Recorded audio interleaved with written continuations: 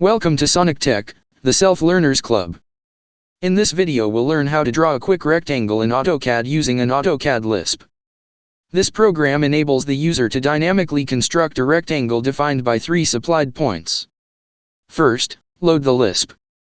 Enter Upload and choose the Lisp.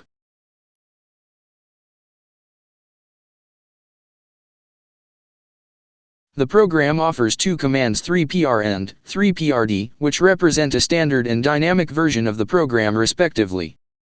Upon issuing either command at the AutoCAD command line, the user is first prompted to specify 2 points defining one of the 2 pairs of parallel sides of the resulting rectangle.